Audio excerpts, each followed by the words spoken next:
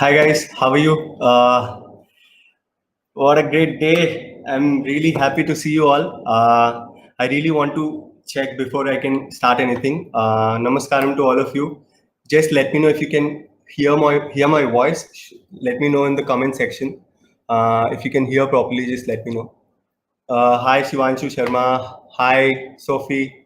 I'm very happy to see you all. And today our guest is so special. I can't wait to introduce her. But for now, can you hear me?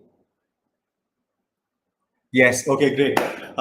So before I can talk about the speaker today, I want to actually talk a little bit about myself. I am Aditya Varma. I'm a cinematographer, DB based in Mumbai. Right now, I'm in Andhra Pradesh at my hometown and with my parents. I'm really I started my journey with like photography, and after that, I went on to become a cinematographer. I shot films like Namdev, Kia, and Cosmos. One of them is in Netflix, and one will come really soon on the streaming platforms. And I've shot like 4 or 5 music videos, which Cold Mess, Sage, and all that. But today is not about me. Today is about this special, really special person whom I always looked up to. Her name is Valentina V. Now, by now you know. So I wanted to actually come up with a proper introduction for her, and then I thought, man, just intro will take a lot of time. So I thought I'll just write down something and then talk about like say a little bit of intro about her. So today's speaker, Valentina V. To give a brief introduction to Valentina V would require a whole hour. She's a director, cinematographer, photographer, and editor. She had worked with brands like Apple, Dell, National Geographic, L'Oreal, MTV, and of course Fujifilm. But the list just keeps going on. Also, her Discovery Channel docuseries "Give Me More," which focused on youth empowerment, was nominated on Emmy.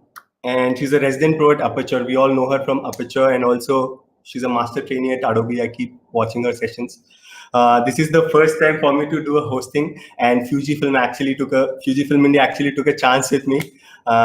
It's going to be a little hectic for me, but it's all about her. I want Valentina. Valentina, please come in. I, I can actually hear you, Valentina. How are you, Valentina? So good to see you. And what a transformation! Before we start talking about anything, can you just say a little bit about your transformation? What is this whole like? You seem to have lost a lot of weight.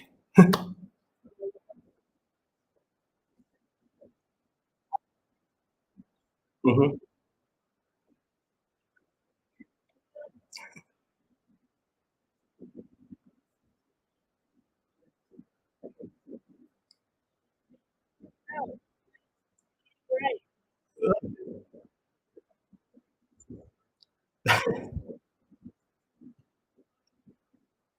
So you're going to do the presentation today. So before I let you do the presentation, I'm going to ask you.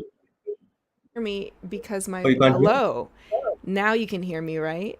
Hello, everybody. I hopefully you can hear me. I had to enable One my second, guys. mic. We're trying to fix it. 1 second. Yeah, If you can actually, they hear can't hear you. me, give me the I can word hear you though. pineapple in the chat room. If you can hear me, give me the word pineapple, and then I'll know that you can hear me. Okay, we're back. We're back. Yes. Can you Awesome. hear? Can you hear Valentina, guys? Oh, yeah. I think everybody can hear you There's now. a little bit of a delay, that's why. But I think someone said yes and someone said no. Okay. They want me to repeat it. Do you want to ask the question again? Mhm. I think they can hear you now. Okay, so let's go. Okay, before I let you do your presentation, which is like everything that we are waiting for, I want to first thank Fujifilm for like giving this opportunity for entire country to just like understand, learn things from you and stuff. Because I've always looked up to you. I've seen your videos, I've seen your transformation videos, and there are so many questions there are so many questions. Everyone, uh, can you hear me actually? Because people are telling me they can't hear me. Um, Guys, can you hear me? Can you hear me, Valentina? I can hear you. I think everybody Okay. can hear you. Okay. So If you can hear both of us, say apple in the chat room. Say apple if you yeah, can guys, hear Apple, both of if you can us. hear us. That's the code word there. Yes, yes, Yes. It's everyone can hear. working. So, like Valentina, say a little bit about yourself, because I know a lot about you because I've been like from last, like, I don't know, from 2 years or more, I've been like following your work. I've been seeing like what you do and stuff. And I've been like a avid follower of your Aperture videos, the the documentary that you did and all that. I just want our viewers to actually know a little bit about you. And we can talk a little bit more than that after that. Yeah, of course. First of all, I'm a person. I'm a human woman. I grew up in California, but I'm actually from Kazakhstan, so I'm from Asia. I feel very connected to Asia because that's where I'm from. And I've been doing like I've had my own film production company for about 4 years, but I've been doing film for over 20 years. And I'll get into that in my presentation as well. And I'm just so happy to be here. Thanks for having me. Thank you for being here. Honestly, I'm very thankful to Fujifilm who could actually bring all of us together. And this is what I really love about Fujifilm, where we can like meet different artists from different parts of the world, and also the likes of Radhakrishnan sir, and also like so many people have come on this platform. I'm really excited to see who all they bring in. And they asked me to host, which I'm not really good at, but I think you can continue with your presentation now, and then in between I'll join in and I'll ask any questions that I may have in between. Okay, thanks, Aditya. Appreciate it. Let's I see. did put together a little presentation that I basically was thinking about my life, my career, what could be the most useful for you in your career, whether you want to be a cinematographer or a director. And I failed a lot. So I kind of want to go over my failures, what I learned from them, and then where I am now.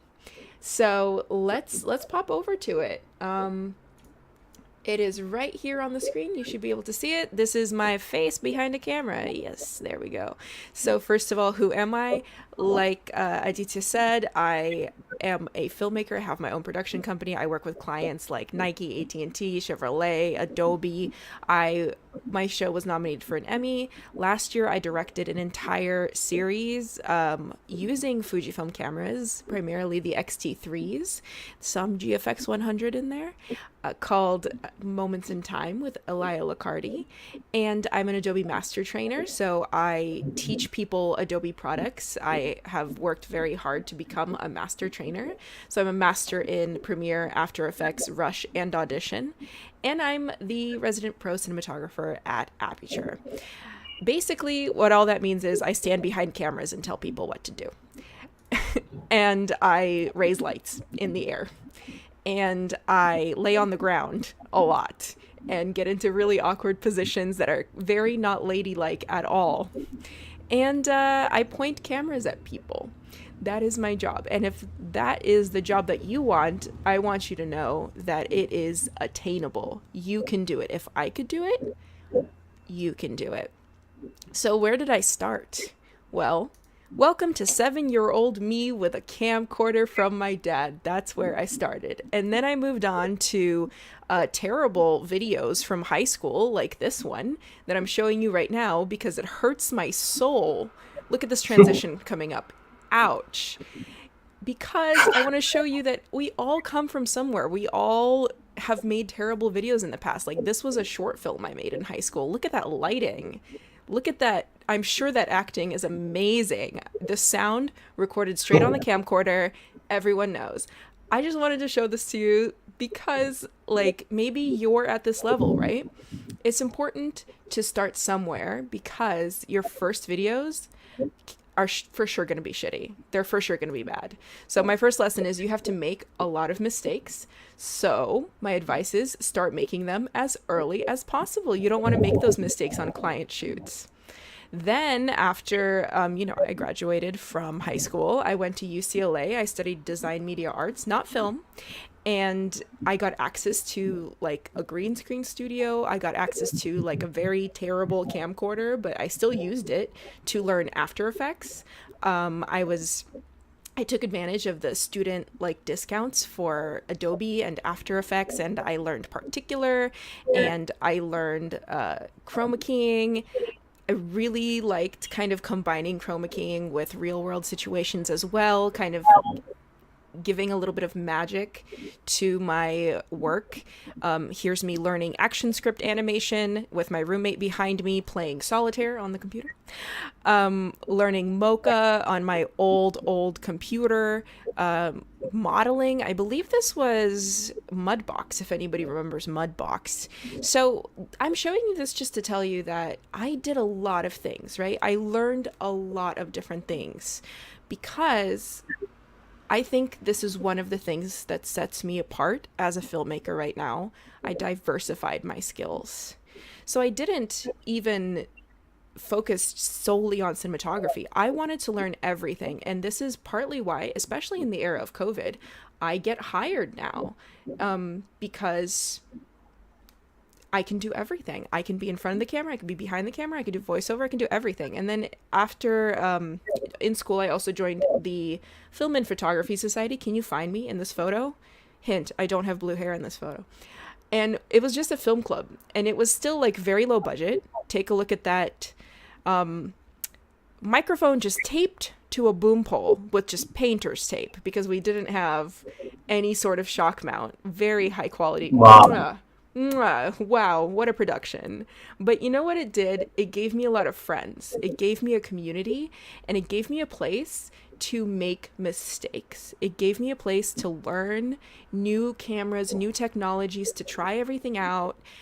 Sliders, like we had whatever we needed, at a moderate rate.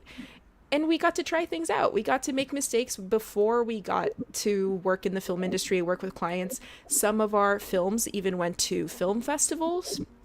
Some of our films even won film festivals. Here's me giving an acceptance speech at a film festival looking like that.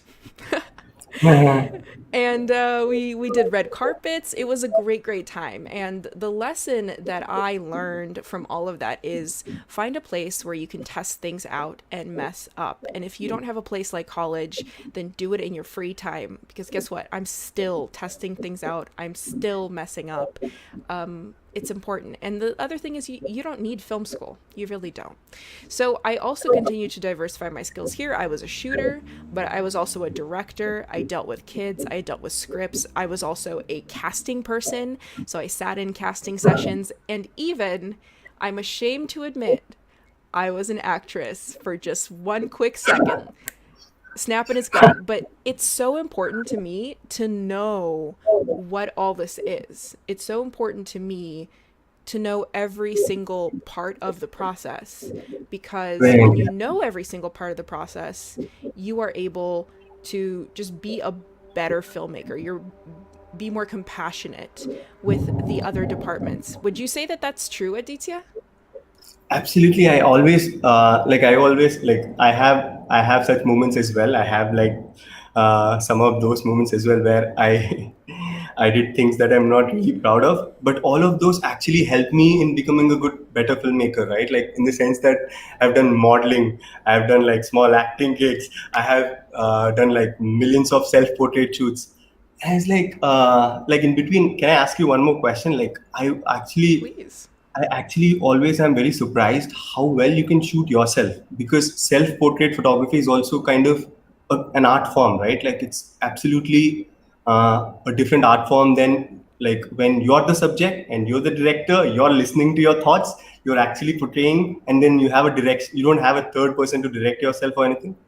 So how do you? What kind of an inspiration you get for such kind of shoots? Like I wanted to ask you this later, but now that you brought this up, I wanted to ask you. Bring it up anytime. It's hard to do self-portraits. I'm sure that you know how hard it is. So one of the things is you have to have a monitor. So you have to have either a flip screen like the XT4. I'm currently streaming with the XT4 and I'm looking straight into the flip screen, which is great because it's right on eye level. Or you have an external monitor that you're checking yourself on. It helps to not waste other people's time. So if you are testing a new light, or if you're testing a new gimbal, if you're testing for skin tones on like grading footage and you need a quick test, it helps to just be able to shoot yourself.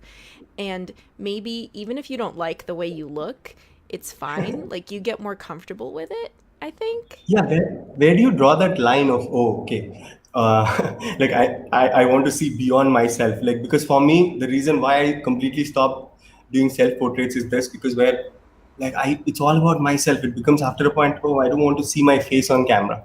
But where do you draw that line and understand, oh, it's not about ourselves, it's more about the story that we are saying. I think a lot of it has to do with where are you posting this? Like if you're not posting it anywhere, then feel free to just shoot yourself. Like no one's going to judge you but yourself, right? If you are posting it, you gotta watch out. Like, is it something I have this debate all the time with myself. Is it something that's like gratuitous? Like, look at me, I'm so great, I'm on camera. Or is it something that's going to benefit people in some way? Or maybe, put you apart in some way? Like you, for example, you're on camera right now hosting this live stream. You've never hosted a live stream before, but this is good for you to be on camera right now, right? Because it's going to not only advance your skills as a host, but it's going to, advance your career. More people are going to know about you. More people are going to listen to you, see you as an expert in certain ways. So it's almost become in this world of social media, like inevitable. You have to learn how to shoot yourself, even if it's just for Instagram. Yeah, you continue with your presentation and then we'll get back. Sorry for the distraction. Awesome. No problem. If anybody has any questions, I'm also like checking out the chat just in case. All right. Yeah, So there are a few questions. I'll post them. yeah, I'll pop back in here. So, this was me right after college. I took a really bad job. I took a producing job. It took 6 months of my life. It was in San Wow. Francisco. I had to arrange for the whole cast and crew to fly to San Francisco. It was a nightmare because I never got paid. I did so much work for 6 months and I never got paid. And every time I would follow up, I would be ghosted. And you have no idea how heartbreaking that is, especially when, like, this was at the time that the Movi was brand new, the stabilizer. This was before handheld gimbals. This was before the Ronin. This was like the first Movi that came out. Remember, it was like Mm-hmm. $15,000. We got it. Yes. I got that Movi for us. Like, I No way. busted myself for this and I did not get paid. And the big lesson that I took away from that is get it in writing. I was really young. I was really immature and I didn't get it in writing. And follow up. Follow up immediately. As soon as you don't get the check, don't feel like, "Oh, like they'll get it to me eventually." No one's in a rush to pay you. It's just the Yeah, truth. that's true. So follow up and then know your worth even when nobody else does. Even when, say, you don't have any equipment or you don't have any connections, but you have skill, your skill costs money. Your skill is monetizable. So know your worth. Don't recede into the shadows. Try to stand out. Try to be the best. So then, after college, after that disaster, and I was feeling really down.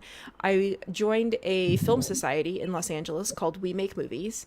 And at the time, they had a collaboration with YouTube where they were making YouTube sketches. And I got to learn how to AD. This was another skill that I picked up, assistant direct, Mhm. the hardest job on set by far. And at first I started as like second AD, then I moved on to second AD, then I moved on to first AD. This was a great time in my life because, again, these sketches, they were a higher level of production than I did in college, but they were like, we had full crew, we had SAG actors. Like, all of these were Screen Actors Guild actors. They were all professional actors. We had professional sets provided to us by YouTube.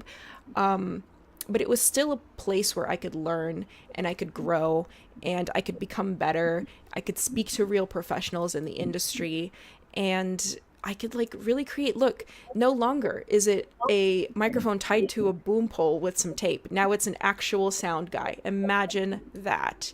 So through them, I eventually got to shoot my own short film that I directed. No Judgment Brunch, doesn't matter. Don't look it up. Don't watch it. It was crap. Don't watch it. But I was so thrilled that I got to direct something. I like made shot diagrams for it.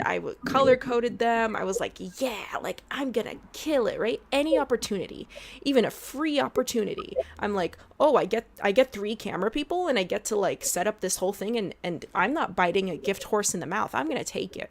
So I did that short, and thanks to We Make Movies, I built a community. I built a group of people who knew me, who knew my skills, and now I had people who could recommend me to other people. So right away, my first feature film, I was the first AD. And I started ADing more features, bigger budgets, and learning on the go. Like if you can't get a DP position or an AC position or the position that you want, get on the set. Just get on the set. I still do that. If I want to be I on the have a set, small question. yeah. Aditya has a question. Yeah. No, actually, it's not my question. It's actually someone actually asked the question something relating to this. So I thought I'll just like ask you the question. Like Nabil has just asked, "Hey Aditya, hey Valentina, when should you work for free? I hate working for free, but sometimes you have to. When should you, if you shoot all together? If you shoot all together?" That's a really So good I was question. thinking, I just dropped that question. So, um, I either work for free or I work for my rate. Nowhere in between. Because when you work for free, they owe you. There's a favor that you can call in later. So this is when you work for free. You work for free if the person who is asking you to work for free is important. If the person who is asking you to work for free is somebody who you see potential in, who like maybe they're a producer, maybe this is their side project, and later they may hire you for actual work. I'll talk about some free work that I did later that led to major brand deals with Dell and with Nike based on free work that I did because I saw potential Amazing. in the client. And I would also say, because a lot of you people probably have like, you have your like a friend who's like, hey, can you bring your camera to my event? Can you shoot my event for free? Like you're my friend, right? The thing I would say to that is just give them an invoice at the end. Write your full amount that you would have charged them for it, like $4,000, and then Ah, do a $4,000 discount on it, and then end it with 0 and send them the invoice. That way, they know that it's worth $4,000. You know what I mean? amazing. That's a great idea. But where do you draw this line? Like some people actually like exploit you in term, like in the sense that like they make you work free, they make you work free, they make you work free. But then when it comes to paid work, and then they say, oh, okay, let's get a professional, no matter how good your work is. Like also there are different kinds of people. Like how do you kind of find that difference, or like how do you kind of know that, oh, this free work is like good enough for me to get into, or this is not something that I'm really interested Well, for me, I can tell with certain clients how they treat me. You don't you don't want to be treated badly when you're on set, right? If they in. don't give you food every 6 hours and let you have a break, they're bad clients. If they feed you like nasty day old pizza, they're bad clients. If Yeah, they like don't follow safety rules, they're bad clients, and you can weed them out. And trust me, like I've worked for terrible clients before. I still do. Literally. Like the last shoot I did, I believe we didn't have a break between 10 a.m. and 5 p.m. and I was just like starving. And I was like, never again. Never again. You have to respect yourself more than that. So take the free absolutely. job. I always say take the meeting, take the opportunity, right? If you can afford to, if you have the time to, why not? Even the shittiest jobs that I've worked, I've met someone, maybe a PA, maybe a photographer, who has then connected me to somebody else who connected me to somebody else because the industry is so small. So if you can, take the job. Why not? Try it out. It might lead you to an unexpected connection. Absolutely. Great. Wow. Yeah, you continue. Alrighty.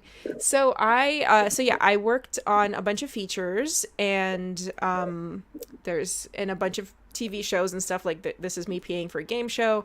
Eventually, I started ADing features. There's the little office that I was in, shooting in a parking lot, standing in for talent. Anyway, what I learned is that indie films are a lot of work and no rewards for me personally, right? You work your butt off, and then maybe 200 people see it at a screening at a festival, if it even gets into a festival. So unless it goes on like Netflix or VOD or anything, and even then, like even when it's on Netflix, you don't get the feedback unless people tweet about it or something. There's no comment section. And that's what I was missing. I was missing that like fulfillment, from when people say, "Hey, that was really good. Hey, I really enjoyed it." And I started realizing that I am more suited towards like online campaigns than I am towards features. And I purposefully made that decision to walk away from features and start exploring the online space because it was more worth it for me. But at the time I was very poor, like extremely poor. I had very little. This was my first tripod. I'm still using it, by the way. This camera is on that tripod. It's a Gorilla Pod. This was the extent of my film gear. This was everything I owned. You can see most of it is just sunglasses and fanny packs. It's not even film gear. And then these are the first two lights that I owned. They were, the extremely cheap bulb lights that I bought. I was so excited about them. I didn't have a subject to shoot, so I just shot this like stuffed monkey, and I was testing out little iPhone lenses, just doing what I could, just doing anything I could to learn, to try, to like Amazing. see what's going on. In my free time, right? So practice with what you have. If you don't have much, if you have a reflector, use that reflector, right? Then I started doing set photos. So I went on bigger sets and started learning from bigger directors directly by just hanging around and doing set photo. I still do this, by the way, even though I'm a director. Like I was just on Joseph Kahn's set last year, like huge music video director, just like taking set photos because everybody needs set photos. It's a good way to like break in. That by the way was not a set photo. This was just like a photo from my phone. This is a set photo, just so you know. I'm not like terrible at taking set photos. So this is a set photo. This is from my phone. This was a set photo that I took. It's also a good way to just connect with other people like in the field that you want to be in. So if you want to be a DP, you just like chat with the DPs, like, "Oh, what's that? Is that an Aria mural? Let's talk about it." So that was pretty great. So the lesson there is shadow creators that you admire and learn by doing. I mean, you can watch a million YouTube tutorials, but unless you're on set, unless you see that thing being done, it's really hard to, add that to your skills list. And fake it till you make it, Just keep, if you were on set for a movie and all you were doing is set photo, hey, you're in the credits. So might as well just say that you were in the movie or like you were a part of the movie. Because that's all anybody's doing in Hollywood anyway. Everyone's lying to make their way. So then eventually I got a job with a YouTube channel that was pretty popular. It had 9 million subscribers as an editor, and that's what I did for 6 months. But then after 6 months, I was recording little videos on the side, and I was editing them, and eventually I just showed them to my boss, to the YouTuber that I was working for. I was like, "Hey, just so you know, like, remember we were at that convention? Well, I shot this video real quick. Here it is." And her mind was blown. She didn't even know that I was a DP. She was like, "Oh, do you want to shoot the rest of my videos?" And I was like, "Yes, please. And a salary raise. Thank you. Thank you for the money. Thank you for the job." So I became her DP for several years because I sold myself to her with the extra stuff that I had. So this was some of the setups that I did. Pretty much money was no object, so I could do whatever I want. So like, oh, do I want to rent a drone and an Osmo? I have a question. I have a very interesting question there. Let's bring Aditya I back. have a very interesting question. Sorry to interrupt you. So this is say it's a situation. It's a utopian situation where you have everything you ever need. You could ever dream of anything that you ever wanted, and it's at your disposal. What would you shoot, and what would be the project? Oh, like what would be the project? Like Well, anything, like all the lights you wanted, all the cameras you wanted, like the best actors you would have ever dreamt to work with, and in the locations that you have ever always wanted. What would you well, shoot? I'm currently kind of making my dream project, which is Moments in Time with Elia Lacardi. It's a travel show. I'm huge on travel. Huge. It's my Amazing. favorite thing to do, and I'll talk about it cuz it took a while for me to get travel jobs, and I'll tell you exactly how I did it. But my ideal project would be a giant travel show. Think Anthony Bourdain level, like an Anthony Bourdain host, that level, and just Amazing. unlimited budget. So we would go like to like 5-star resorts all over the world and like go on private jets and just like have like a kick-ass crew. Like that would be, and I would be in charge of everything. That would be ideal.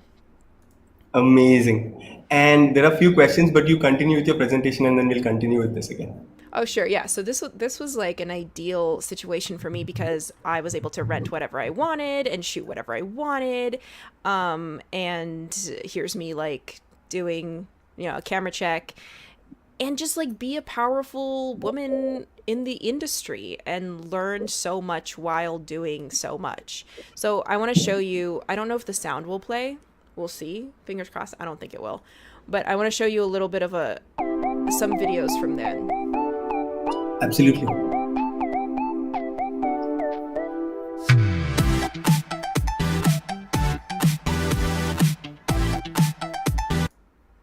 Oh, what happened? Something happened. I think it paused. Yeah, I can't hear the. You can't hear the music? I can't, I guess. 1 second, let me just. It's okay if you can't hear the music. The visuals are all you need anyway. It's just like Mhm. pretty blue music.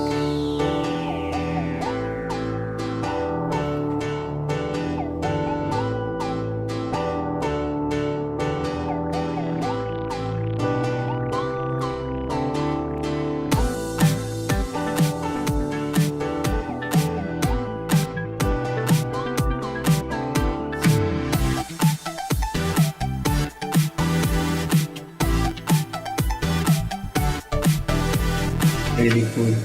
Thank you. Yeah, so that was some of my work that I did.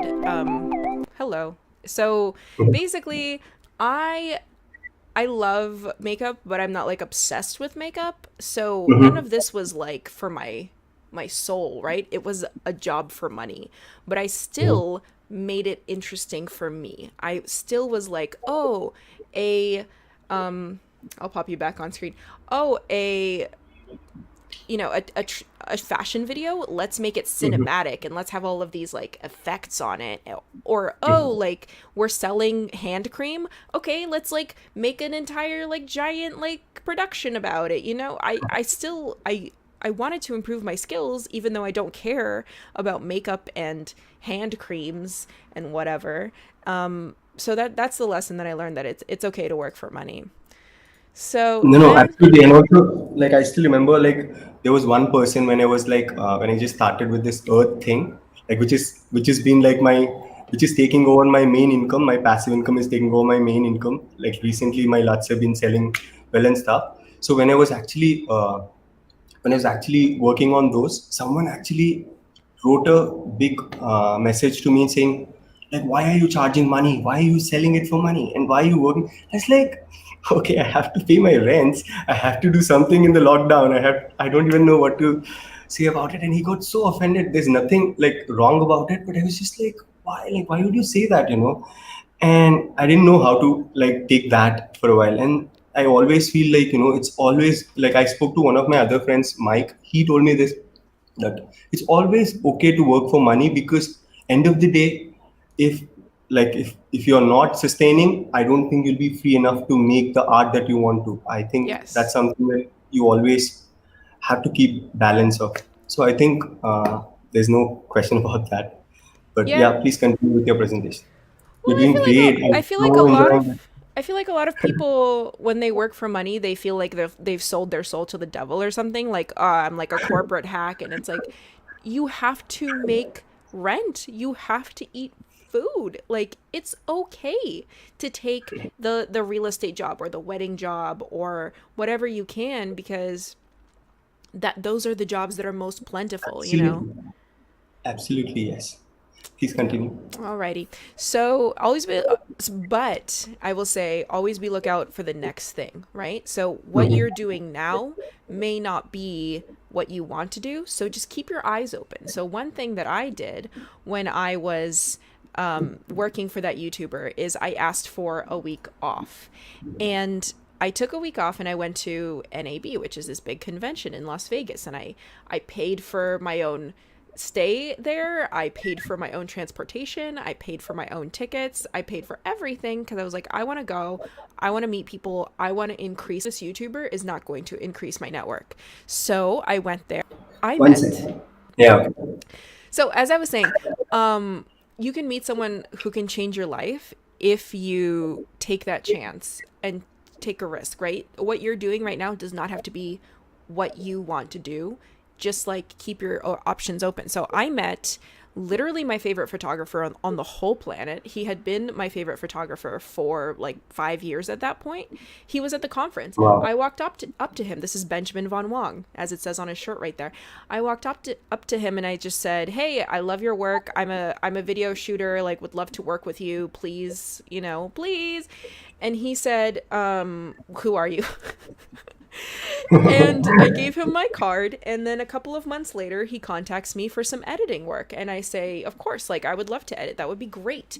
And I edit a few videos successfully for him. So then the next video that he needs to shoot, he's like, do you want to fly out to Hawaii to shoot this video with me for free, right? So that was the catch. Wow. I had to do it for free, but what did I get out of it?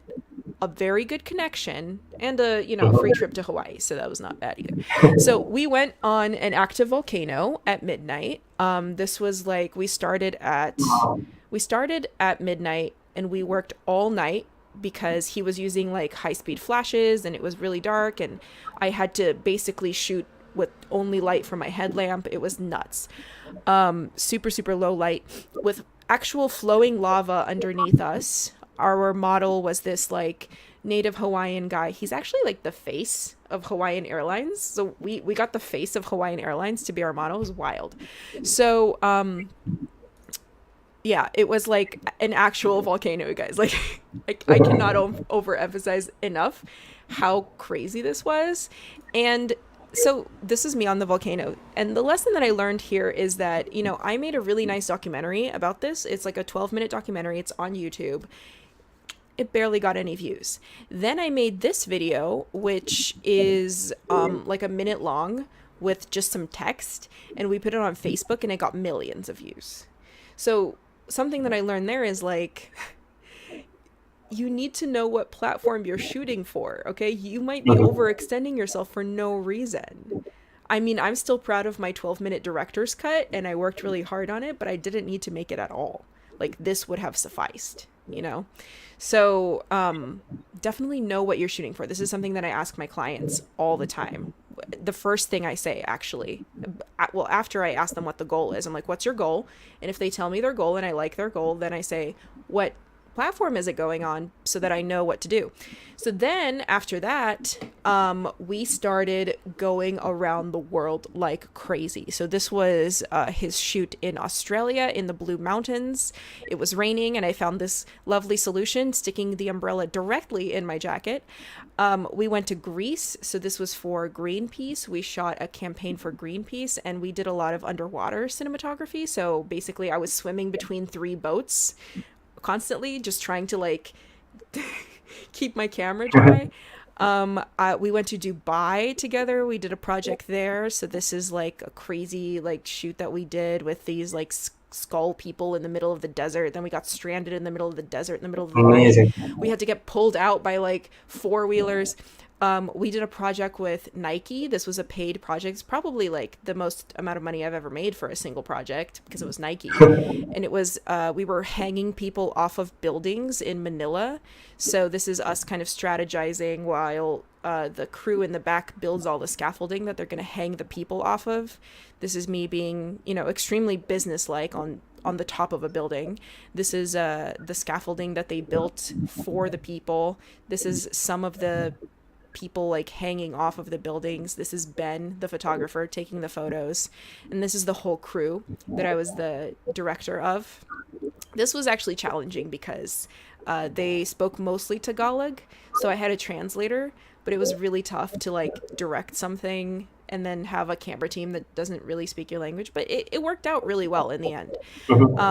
I learned safety first, though, because some of these carabiners were not closed. So some of these people were going off the roof with open carabiners, just like freestyling. It was scary. So now I learned to check everything, double check, make sure that everything is safe. Somebody in the chat room said, NAB in India, never going to happen. Yeah, but there's other things in India. I'm not saying to go to NAB. I'm just saying go anywhere to meet people. Then I became the creative director of Aperture, which is a lighting company. I was like their second employee. I was in charge of all of the videos, all of the marketing, all of the like, pretty much like all of their social media, all of the marketing, all the videos. So that was pretty great for a while, but I realized that my passion, I was more passionate about the content that I wanted to make, and I didn't want to make content about making content, if that makes sense. You know, I wanted to make campaigns like the kind I was making with Ben, the photographer. So, you know, I loved working for Aperture, and I ran their live streams. This is why I'm so good at live streaming, because I've been running live streams for years. This is like, we had like a Black Magic, like whole deck set up there. You can't see it, or maybe you can. Maybe I'll put myself up in the top corner.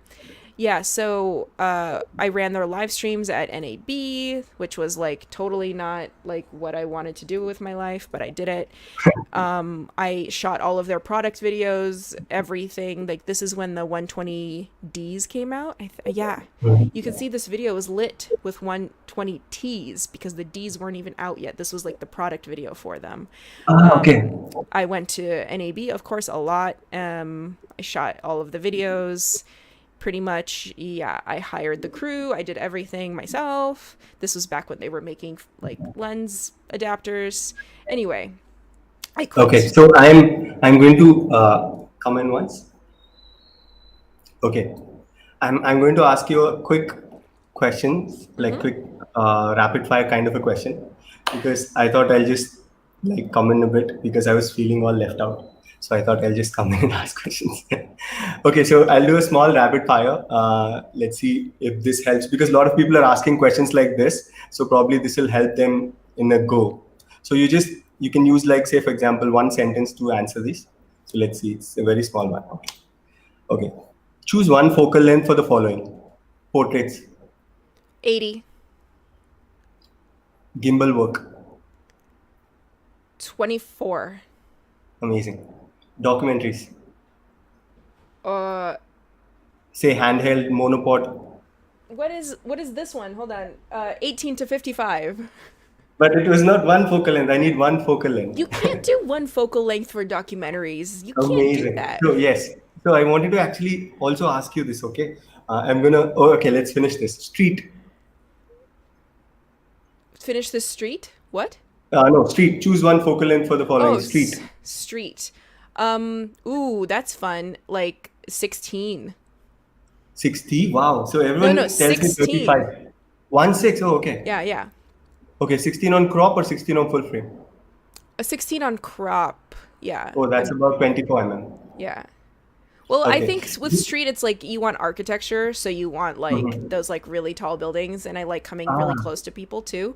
I Interesting. feel like shooting street with like a 200 is kind of creepy. It's like very like paparazzi, voyeuristic, you know? That's true. But I personally actually like the 35 f2 on Fuji for street, like literally just like X-T4, and the 35 f2 is like a great setup for me right now. Yeah. Okay, and but I got the 35 yeah, I really f2 love right that. here on the XT3. I love this little lens. It's awesome. So if you have to choose one light and one modifier, what would that be? Oh, the Aperture 300D with the light dome too, for sure. Okay, is it 300X or 300D? 300D too. Oh, amazing. Yeah. So Okay. the light dome modifier, it comes with a gel holder inside. So by putting in the CTO gel, you don't cut off as many stops as you do with the 300X. So you can still have it Okay. tungsten if you want, but you get more bang for your buck. Okay. Let's do one more. So someone in the chat asked Ramakant V Prabhu asked Windows or Mac? Oh, Mac. Yeah, sorry, Windows. I'm Mac. using Surface Pro right now, so I think yeah. I'm using Windows right now. Here's the thing, I'm Oh, using Windows because I can't afford Mac. Okay, if I were to get the same setup that I have for PC right now for Mac, it would cost $11,000. quite expensive. Yes. Okay. One more question. What do these colors mean to you? Blue, The sky, well, purple, royalty, okay, green, nature, brown. the earth, or like Oh, shadows, I guess. amazing. Black. All I can think of is like crushed blacks, and I don't Okay. like them. What's your favorite color? I would say red, like bright red, like Yeah, it's very subjective, but I'm just going with the rapid fire. nothing that you see on the screen is red, but I love red. I think it's such a powerful color. Like when you walk into a room and you're wearing red, you're like there for business. You know what I mean? Okay, one color you would not ever use in your art design or anywhere where you're shooting. Oh. Um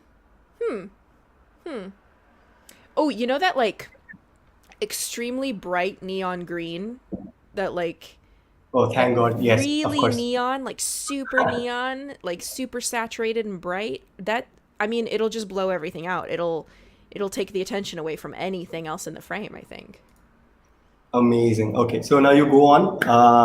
Well, actually, okay. One more quick roundup. Someone, Shivanshu Sharma asked, DaVinci Resolve or Final Cut Pro or Premiere Pro?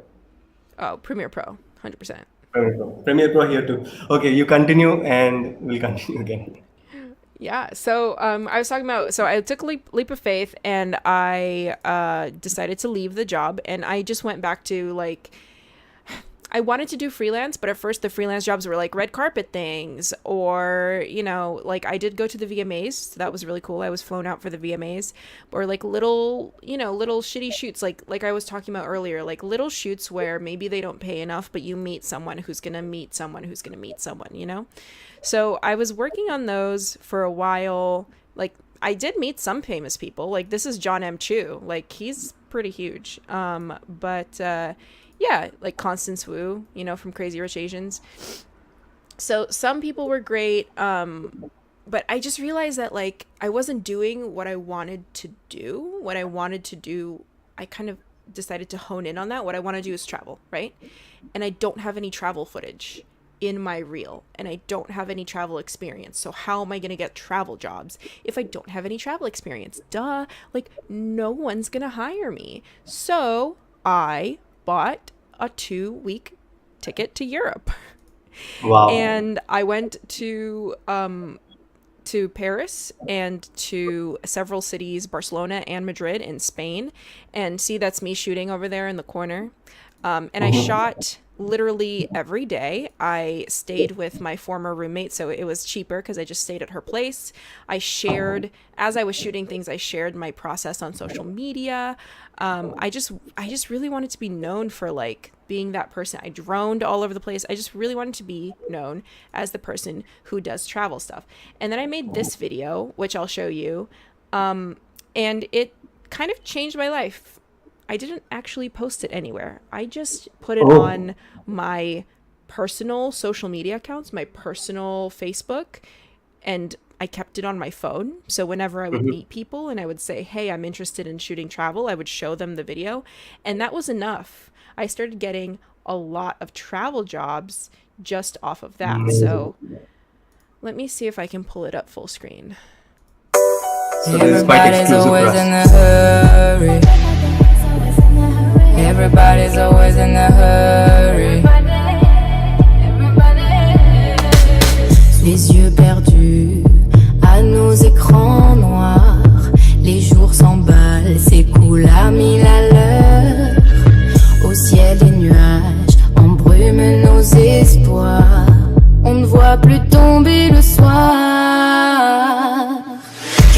s'envoler dans nos villes. Coule le temps de nos mains malhabiles. Toutes ces secondes qui filent, la vie qui nous prend là dans ses filets. Prenons le temps qu'il faut, tout se ralentit, on commence à souffler. Prenons le temps qu'il faut. We don't need to run, run, run, run, run. When the problem come, when they will come. We can overcome, come. We don't need to run, run, run, run, run. Life can be so fun, make it fun, make it fun. We can overcome, come.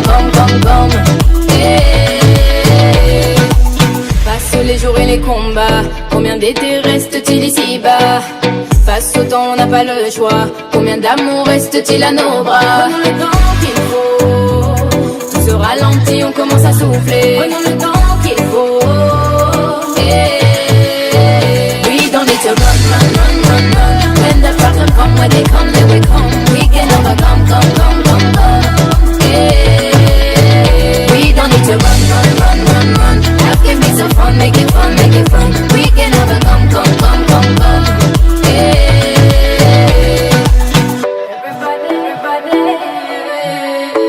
Everybody's always in a hurry.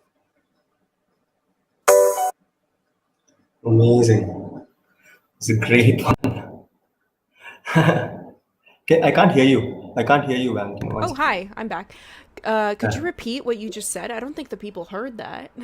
No, I was actually talking to you. It's fine. But it was Okay. amazing. I had such a great fun. Just like it Oh, was thank quite an you. experience for me. Well, I just want to talk about like a couple things. So this is what I consider a perfect edit, and because I had the time to shoot it and film it exactly the way I wanted to, I actually got to do my perfect edit.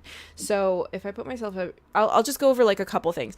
So check it out. Like it goes from this, and then it pans down.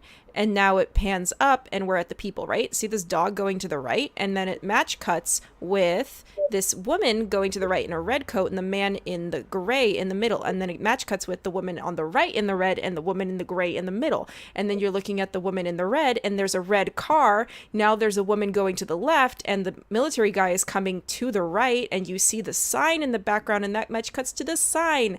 The Champs-Élysées sign to the Sacré-Cœur sign, the Sacré-Cœur sign to the Sacré-Cœur. Then we have the Sacré-Cœur Wow. and then a zoom into two ladies looking at their phones. That match cuts with two security guards with guns. That much goes up to this statue, which match cuts with this statue. It's a completely different part of the building.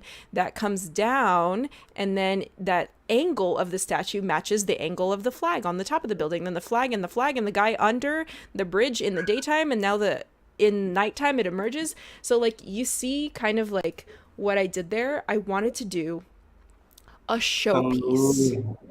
I wanted to do the Amazing. perfect edit, match on action, match on color, match on movement, and if you speak French, it's also match on lyrics as well. So that got me a lot of jobs, as you can imagine, and it wasn't even like a social media thing. So Yeah, and my thing is like how many hours of like your hard work or like your efforts would have gone through just like going through the footage or like bringing all these things together and then putting them into Netted. Man, like everything just shows on the video and that's amazing. I wanted to also ask you, in like because we are here, like I have seen like a lot of telephoto lenses and again like a lot of wide shots, and then do you actually keep switching lenses while you're doing like a travel video like this, or you're like going with like one, like the one you showed 1855 and just like keep going with it? it's funny because I will either do one of two things. I will either go out for the day and I will just bring a 35 1.4. That's it. Just one lens. And I'll rock with one lens. Or I'll bring a really wide, like a 14, and a telephoto 70 to 200.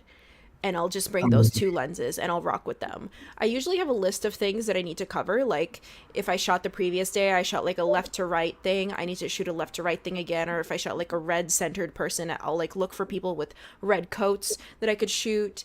If I shot the night before in a location, I want to come back to that location in the day and shoot the exact same movement. So that's what I'll do. So let's say people just like see when we shoot fictional stuff or like music videos or like when we're doing like fictional feature film, all that, we have shot breakdown, right? Like we write, oh, this is shot.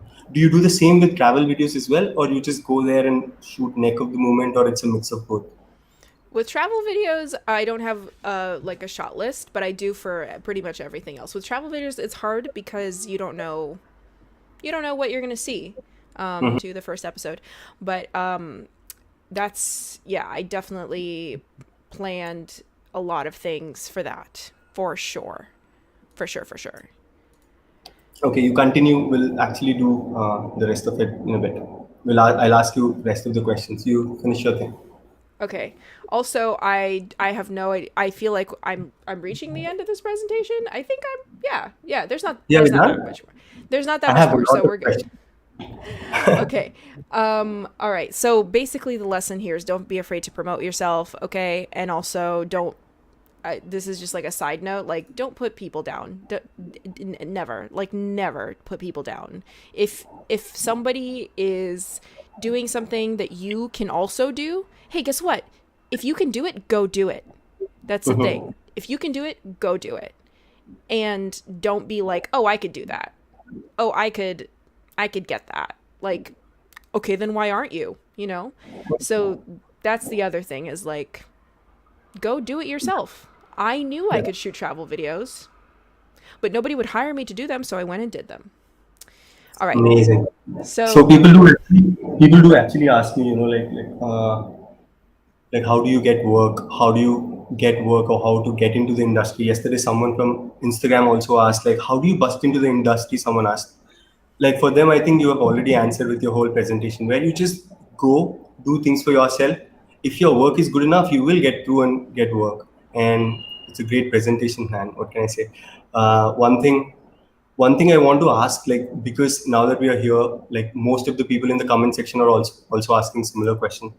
What is your daily driver right now, and what are your setups? Like, say for example, what you're shooting right now with the camera and the accessories and stuff, and like you are a contrast of both. Like look at you right now. You're with like studio setup, and then you go out and do like outdoor shoots, like a documentary, like literally just like walking with cameras. So what is the setup there, and what is the setup now for like what? so yeah, when I'm out, it's usually like it depends. Like it literally depends on what project it is because I can do anything. Like I can do stabilizers, I can do gimbals, I can do sliders. So like for a product shoot, it would probably be sliders.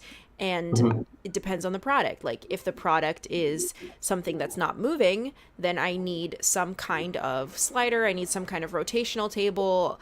If the product is moving, then I'm like, okay, how do I get it in slow motion? I need a camera like the X-T4 that does 240 frames per second so I can do it in slow motion. If I'm outside, it's like, do I have a second shooter? If I have a second shooter, then I can give the second shooter something like, the 18 to 55 or both the 18 to 55 and the 50 to 135. And then they can be rocking it on a shoulder mount while I'm on a gimbal. So I literally plan this ahead of time. It's very different depending on the situation. Can you hear me, Valentina? Yes, I can hear you. Ah, so I think it's bad connection. Sorry. No, I can go hear on. you. So yeah, I think so. Like I have a follow-up question. Like say, see people when you shoot with like smaller equipment, like say XT4 or XT3. So like people keep asking me like, how do you do video, or like how do you do manual focus or autofocus with it? So what is your setup when you're doing like focusing, or like are you pulling your focus yourself, or like is it like on autofocus? How do you do that? It depends. If it's on a gimbal, I usually autofocus. So a lot of moments in time, for example, is autofocused. Fuji has great autofocus. It's tracking me right now. I see it tracking my eye right now, and it's doing a pretty good job of it. So on a gimbal, autofocus. If it's on a shoulder mount, I usually use these MX lenses, and they have these. They're cinema lenses, right? They're cinema zooms. So they have the notches and the declicked rings. So I will either have, if it's a travel thing, even having a follow focus makes you a target for, oh, hey, you're not supposed to be filming in here. It's like a professional shoot. Or it makes you a target for just eyeballs. Like, what are they doing over there? So if it's a travel thing, we'll just rock it from here. on the lens. If it's something more professional or studio, then yeah, it's usually a follow focus, a wireless follow focus of some sort, probably. Or if it's like a photo lens that I'm trying to adapt into cinema, then we'll do like the whole ring, the whole cinema ring on it, and then put the follow focus on it. So yeah, that's the situation. It's literally, I am very like agnostic when it comes to lenses. I see what I need to do, and then I decide, what am I using? Am I using, like, I don't know. I have so many little things over there, but yeah. Like the 27 on the XC30. Okay. Well. So yeah. So like say you're traveling a lot, I can see that, and like especially like I have this friend, his name is Andre, he's from New York. Okay, so and the first time I saw someone carrying like two suitcases all by himself in the airport, like with all his camera equipment, like so four camera bodies, like huge lenses, like monopods and everything, and then he still gets through with the security, the airport security. Did you ever face something like that when you're actually traveling alone and you're like, oh, you have a huge luggage and then you just cannot get through the security and you're like, oh, now what do I do with this? Because every single time I carry something like bigger than what I am supposed to, man, I'm getting caught. And so this is where I thought, like, especially when I travel, I actually carry like light. I take like, say, one camera or like few lenses or small bodies. So how do you differentiate, like, especially when you're traveling, like, what do you do? Like, do you carry everything or do you just like, how do you do it, like, when you're going alone? First of all, you read my mind, because I literally am going to talk about it later in the presentation. I have a slide on exactly what I bring for my travel, but I did want to show this. So when you're traveling, especially on like small flights, like on international carriers, they usually let you bring something, or I don't know where it is, but like a Pelican case, like a case with wheels. But if it's on smaller carriers and they only let you through with a backpack, this is my backpack. What? It is the Mindshift backlight 36L, and it is giant. Like, it fits everything in here, and I'm still very like picky about what I bring, and I'll show you how I kind of like narrowed it down to the essentials, because the first time I started traveling, I just brought everything. I was like, I need everything. But the rule of thumb is like, you have to carry it in one trip, like all of your gear and all of your belongings, like all of your everything has to be on your person. You can't go back for seconds, because in certain countries, like, people will steal your shit, like, it'll be bad. So yeah, you have to carry it all in one go, and it's very heavy. That's why I've been working out. I want to like carry everything.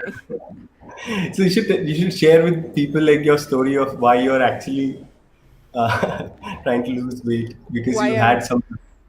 Yeah, last year I was shooting this travel show, and at the last day of the last day of the travel show, we had to go up this like hill. Okay, I won't call it a mountain, I'll call it a hill.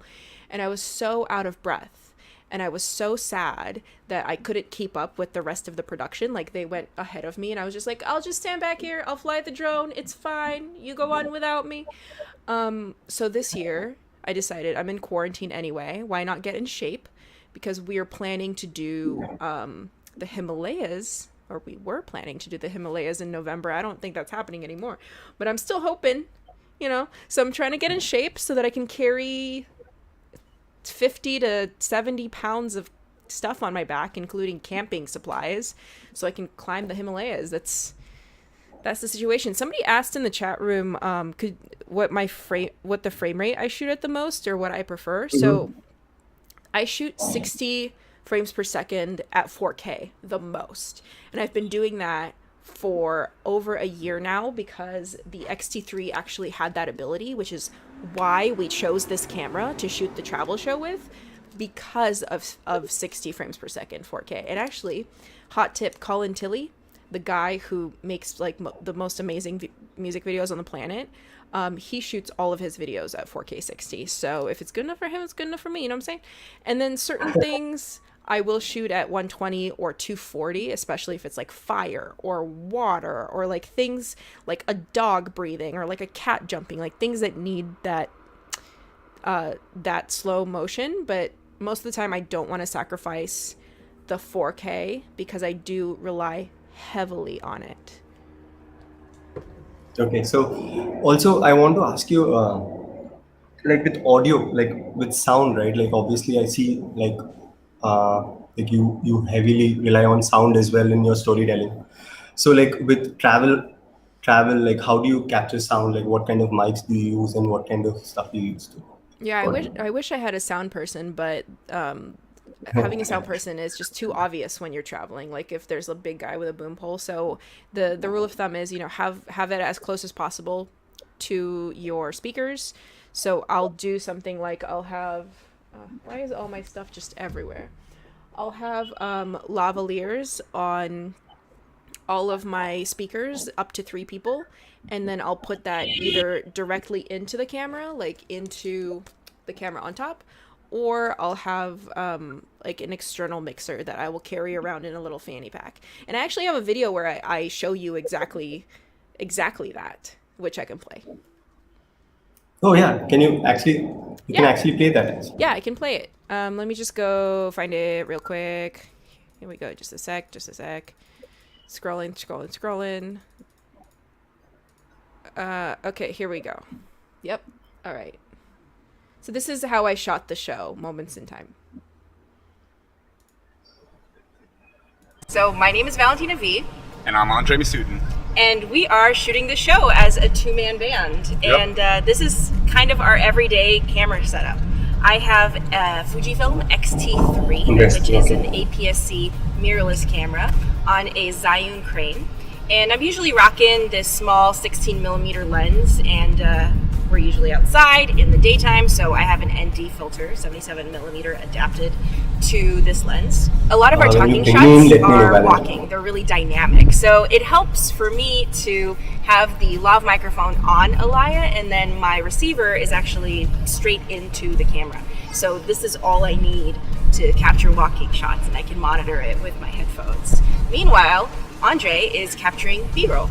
Yeah, so I've got the same X-T3 set up right here, and it's got an 18 to 55mm zoom lens on it, which is great because it lets me get a wide variety of content. So while Valentina is getting super wide shots, I can focus on a lot more telephoto angles. I also have an ND filter since we're outside a lot. And on top of my camera, I have a nice little deity microphone. So that's capturing, slightly higher quality audio than just the internal camera microphone.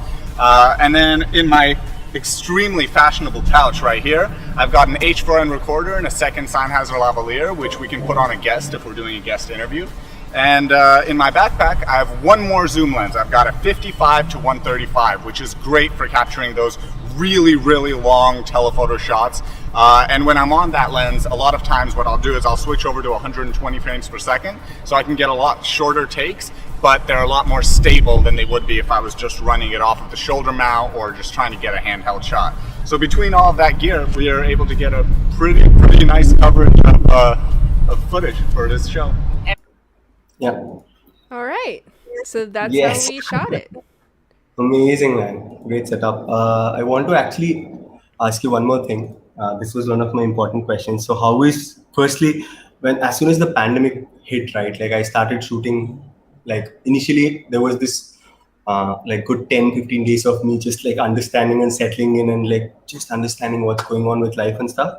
And then like because I was there, I started shooting through Windows, I started shooting through Zoom calls, people started getting adjusted, and then I started getting work, and then we shot through Zoom calls. Some camera operator will go and then I shoot from here, and I set up the cameras from here and stuff. I even did a photo shoot, like literally in a 3ds Max software, where they have the model of the phone, and then I light up on 3ds Max and telling the operator how to.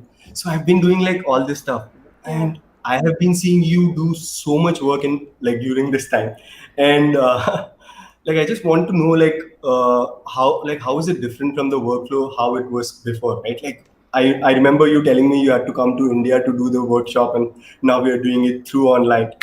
So is it like the new norm, or is it like how is it like? What is the thought process as of now? Believe it or not, I have a slide on that. Oh, wow. I feel like I have a slide on everything. Let me just get to it because it's like, Yeah, you just answer me with like slides or take yeah, the I'm just slide like for that. I made a slide. I have the slide I have. I'm just like trying to click to it real quick. But basically, I've been doing a lot of in-home shoots.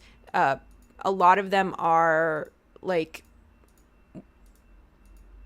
a lot of them are product shoots. I've been doing product shoots from home because that's all you can do really, unless you're outdoors. And I can show you that too. So this is right here. I'm gonna pop up. This is some footage. This is not the actual commercial, but this is just some footage that I threw together of the new OWC Thunder Bay Flex 8. OWC reached out to me to shoot some footage for their commercial, so I did that. This was on the XT4, actually. I shot this in 4K. The thing about shooting Nice.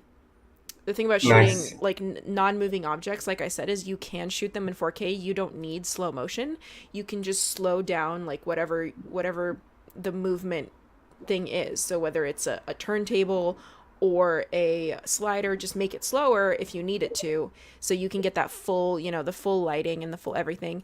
And then I also did this little thing for Adobe, actually. So this is going to be inside of their software. They're going to have a training where you build a product commercial, like step by step, and this is going to be inside there. So I came up with a product and I shot a product commercial for it, and I have some BTS of it, so watch out for this BTS. I'm sure it's wonderful, it's lovely. But here you can see basically on the right there is I'm doing a virtual product commercial, but the XT4 is actually connected to Zoom. So my director and my clients are viewing what I'm viewing through Amazing. Zoom. I've been able to do it. So I set up a Zoom chat, and one camera is going straight in there, and then I have like my phone, which is recording the room and which is recording me talking, and I have a wireless I have like wireless headphones, so I'm able to Oh, walk all over my room, talk to my clients, shoot my stuff, and yeah, deliver like high quality video for them. So that's one thing that I've been doing recently. amazing. I think it's all about adaptation, right? Like, and also, like, no matter what the world throws at you, and if you're a creator, if you're an artist, it just like we just find ways, and you just find ways to get things done.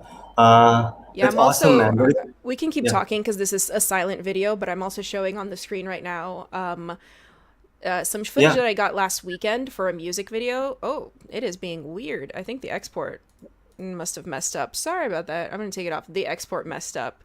Maybe I can That's export it live. But basically, I shot a music video this past weekend, and it was all socially distanced.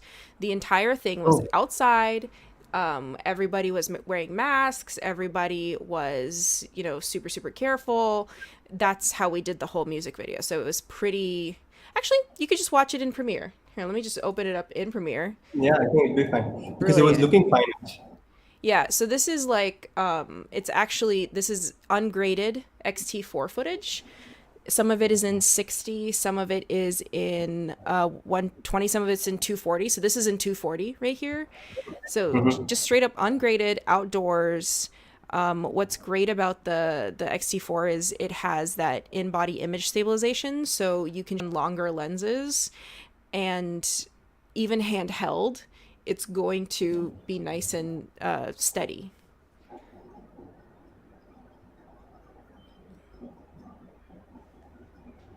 We can keep talking. This is like No, silent, no, and it it's goes on good. for a while. And I'm just like watching it. It's Slow super motion weird. already. It's super weird. You're probably like, what is this music video? Listen, I don't know either. I don't know what's going on. I was just It's there, fine. okay? I just they just told me to get some shots and I did. So I want to also ask you, because someone actually asked this question in my Instagram yesterday. Like, what is your approach for music videos, especially like things like this? How do you approach? Like, what is your what is your Oh, process of? yes. So I can show that to you. Let me pop. I have a slide for that.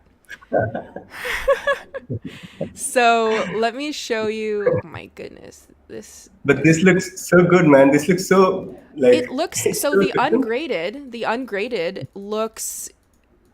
I can't really tell the difference between. I mean, this was an XT4. This is an APS-C camera, and it's pulling that kind of cinematic footage.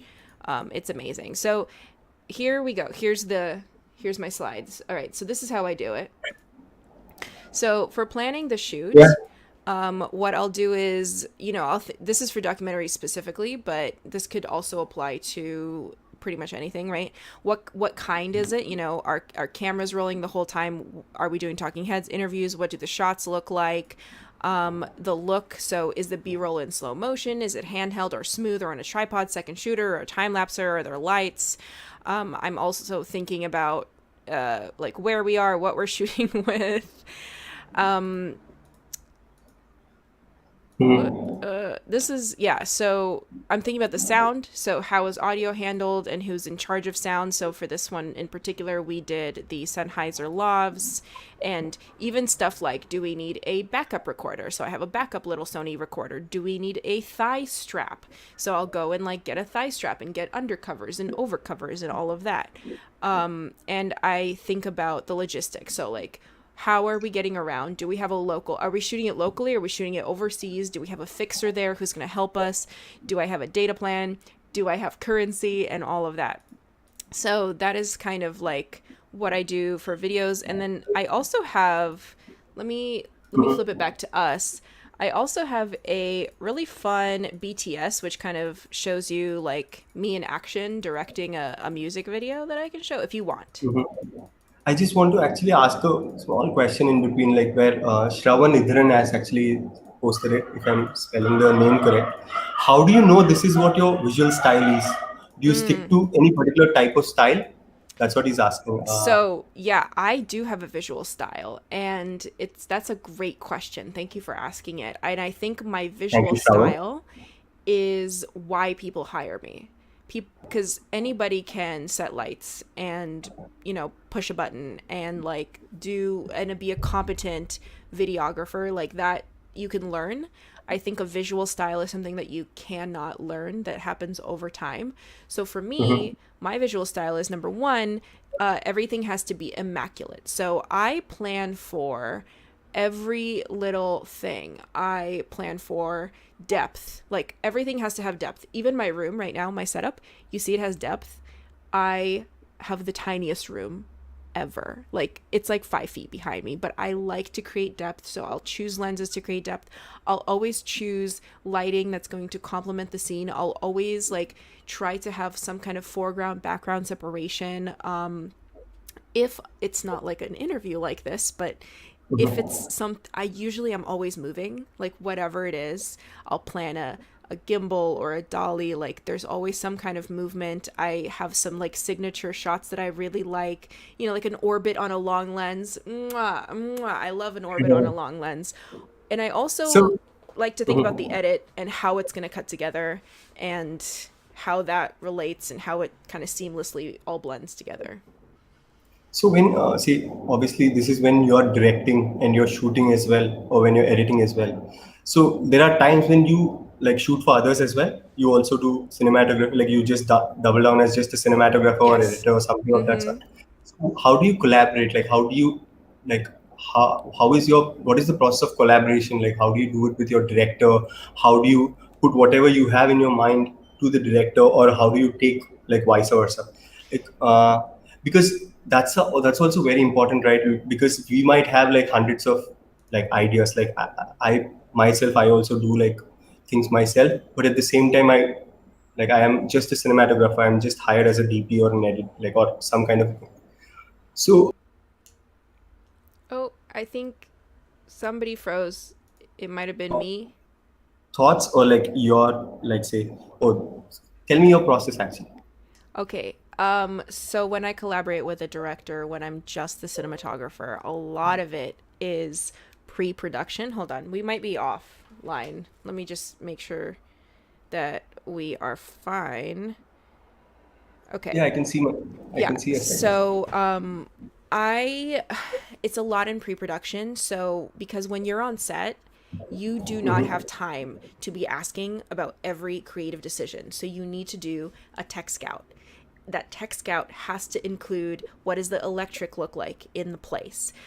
How many watts is it? What can I plug in? What do I need to bring in? Maybe you could talk to the production designer. Whenever I'm talking with directors as just a cinematographer is always very collaborative. A lot of it is like, okay, are we shooting indoors? Is this a daylight scene? Then what order do we shoot things in? Because the sun is going to be at a certain angle at a certain time. And if we're doing like day for night or night for day, then we need to shoot in certain directions. So it's planned out. It's planned out to the T, to the dot. For me, it's planned out to the lens. I'm like, I will switch lenses to a 35 here, and I'll switch lenses to an 80 here. And I prefer working with directors who know cinematography. I've definitely worked with directors in the past who they don't know anything about lenses, and they just kind of leave it up to me. And I feel like I'm directing the shoot at points because it's like, So how do you balance the like say creative part? Like for me, like I'm trying to ask you, like, it's like how do you balance your creative thoughts? Like say for example, you want this from the actor, or like this is something is not working when the actor is doing something. So and then where do you draw this line of, oh, okay, maybe director is doing right, and then I need to just like work as a DP. How do you when do you say that, or like do you always have like directors where you like always are agreeing with what they are, and that you're always completely fine with what they say? no, no, I'm not always completely fine, but you have to be able to work as a team. You have to be able to take constructive criticism. It's always a compromise, because you don't know why the director is making that note. You know, the director could have a million, like you're concentrated on the lighting, but the director is concentrated on like the fact that 5 takes ago this actor said this word, so they need to say that word again, and they just can't have all of that in their brain at once. So what I like to do is I like to just like gently suggest things. You know, if there's a change, I say like, and the important thing is you give the reason. You give the reason up front. Sorry, I Oh, didn't get sorry, I was that. saying you give the reason up front. So instead of saying, I think that we should change the lighting because of blah de blah, you start with, because the sun has moved, I think I need 5 minutes to change the lighting, or something like That that. makes a Give the lot of reason sense. up front. I lost you there. Wait, 1 second. Can you hear me, Yes, Valentina? I can hear you. Oh, okay, sorry. So, can I ask like the question, the following question, Yeah, yeah. because I can't see you. Yeah. Uh, what was my question? It was quite interesting thought. So, anyway, I think I forgot it. So, if someone, Jason, is asking one question, I would like to put that question. Which camera type would you suggest for filmmaking, especially for people who are starting up, a mirrorless or a full frame DSLR? Before you actually answer that, I want to actually ask the viewers to please subscribe to the channel, and please, we are going to do a lot of live sessions like this. I'm really thankful to Fujifilm for doing this, and you guys can just like take a second and subscribe and come back to the thing. Yeah, do you remember Awesome. the question still? No. Can you can you ask the So question again? what camera do you suggest for people who are just starting filmmaking, like a smaller camera, like a smaller body? Honestly, the Fujifilm X-T30 slaps. I was using this throughout like all of my travels. It's great. It's compact. It has a lot of the same features as like the larger X-T3, and it's just a great little camera. It has a flip out screen as well, so you can like shoot from the hip or whatever. So I highly recommend the X-T30. I recommend it to beginners, but also I use it as well, and it's a great price. So, yeah. Absolutely. And also, like, there's always this debate of full frame versus cropped frame, especially for filmmaking. What do you think of it?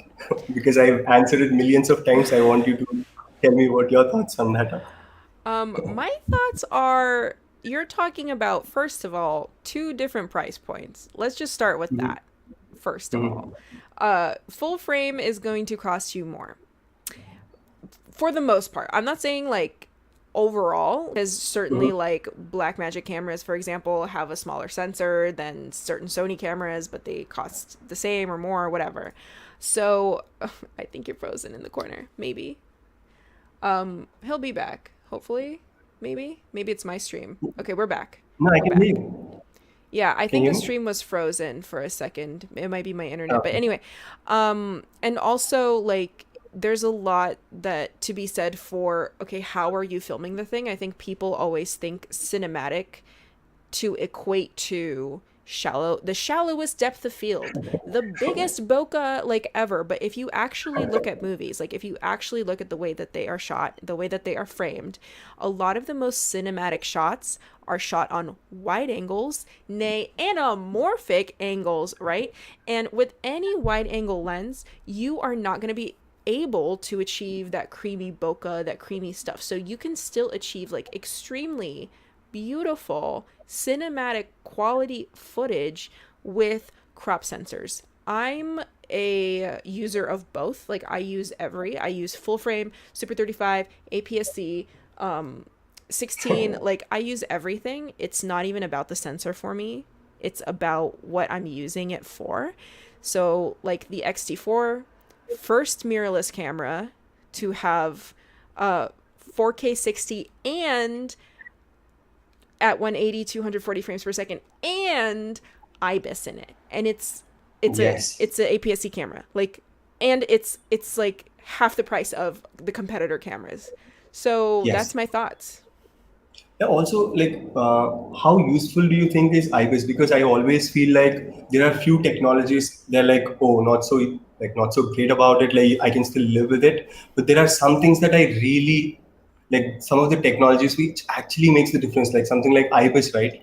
Like for me, that changes a lot about a camera because like that gives me freedom of moving the way I want, place the way I want, and still be able to do handheld and at the same time have like a like do hand lot of handheld, especially Yeah. with these smaller cameras which has like a lot of jitter, like in case if you don't put the weight in. So IBIS actually helps a lot. But what other feature do you think is like important in technological growth that has helped these smaller cameras be useful for video? Oh, I mean, just so much. Are you kidding me? Like back when I started, it was just the 5D Mark II. That was the only camera you could get, right? So it's like you got that one and it had no articulating screen and it had no video controls like histograms or focus peaking, so you had to like hack it with Yeah. you know, Magic lantern. Magic Lantern, exactly. So you had to hack it with Magic Lantern. You had to add all this stuff on. And now, like, I look at the Fujifilm X-T4, it's like the perfect package because it has a flip out screen, articulated, it can shoot 4K 60, it can shoot log modes, like you saw in my test footage at the beach, which is really, really good. Like cinema Yeah. quality. They're great in low light now. They have, less rolling shutter. Like, it's just there's been so many advancements in mirrorless technology at this point that I think So, it's just great. It's great for everyone. so one follow-up question on that is like, uh, so do you use cinema cameras as well, right? Like you Yes. kind of use in some projects where you use like you have to use RE or like red or something like Mm-hmm. that. So when do you know like that, oh, this is for this project I'm going to go for this, and what are those things that you're actually looking for in the camera? Or Mm-hmm. how thin has that line become right now with these cameras coming with like 10 bit, all these things? Yeah, well, I can show you. I shot my TV show with the Mm-hmm. FS7s, and I chose those cameras specifically because at the time, no Mm-hmm. mirrorless camera could run for longer than 30 minutes, and it was a talk show. And so I Mm-hmm. could not have cameras overheating, first of all. Second of all, I needed to be able to take the cameras directly onto my shoulder and go anywhere, and the FS7s had built-in NDs, so that was why I chose the FS7. I'm like, it has a great, I had a great like rocker lens on it, so I didn't need to go around like this to change the focus. It had a rocker on it, so like I could rocker it, I could like flip in NDs immediately, it could run forever. That's why I need a cinema camera. Like that's why I can't have a mirrorless camera. For like films that I'm shooting, like shorts and Valentina, stuff. I lost you for a moment there. Yeah, Can you hear me now? I can hear you. Can you hear me? Yeah, I think so. Sorry, this stream is unstable, but I think it's back. So what I was saying is for shorts and stuff for narrative, you really do want to have as much dynamic range as possible, and that is really the reason that you're getting a cinema So camera.